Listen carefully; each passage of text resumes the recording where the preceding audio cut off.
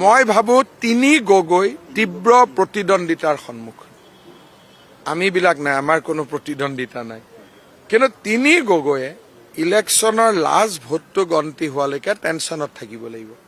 জিকা হাৰা মই জাষ্ট 5টা বজাত গৈছে এতিয়া আজি মই ক'ব নোৱাৰো সুধাও নাই মই কিন্তু তিনি গগৈ কাৰণ এই তিনি গগৈৰ কনচেপ্টটোৱে মানুহে বেয়া পাইছে আৰু এই তিনি গগৈয়ে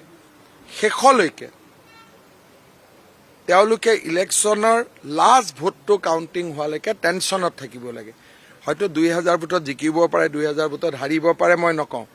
কিন্তু আমি যেনেকে জিকিম তাৰ ওচৰা ওচৰিও তেওঁলোক যাব নোৱাৰে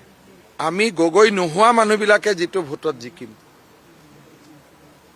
তেওঁলোক তাৰ ওচৰত যাব নোৱাৰে আৰু বিজেপিৰ গগৈবিলাকে তাতকৈ ভাল ভোটত জিকিব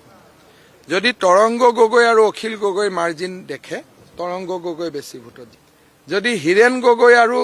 লুৰিণ গগৈ পাৰ্চেণ্টেজ জোখে আমাৰ হিৰণ গগৈ বেছি ভোটত জিকিব কাৰণ আমাৰ সমাজখন এনেকে টাইটেলৰ ভিত্তিত নচলে স্বৰ্গদেউ চাওলুং চুকাফা আৰু মহাপুৰুষ শ্ৰীমন্ত শংকৰদেৱে এখন বেলেগ অসমীয়া সমাজ গঢ়ি থৈ গৈছিল গগৈ বুলি কওঁতে বুঢ়াগোহাঁইখিনিওতো বাদ পৰে বৰগোহাঁইখিনিও বাদ পৰে সন্দিকৈখিনিও বাদ পৰে গগৈ বুলি ক'লে ইভেন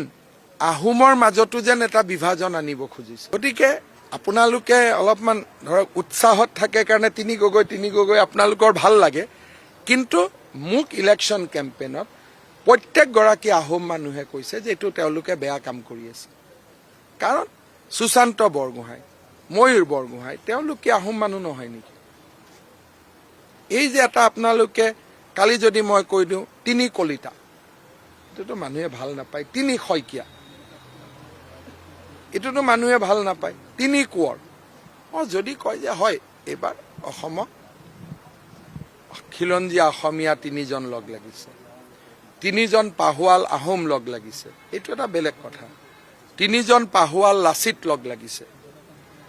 এইটো বেলেগ কথা তিনি গগৈটো কি কনচেপ্ট হ'ল এটা মোক বুজাই দিয়কচোন গগৈ মানুহবিলাকে বেয়া পাই আছে ভাই এইবিলাক কি কৰি আছ তহঁতি সেইকাৰণে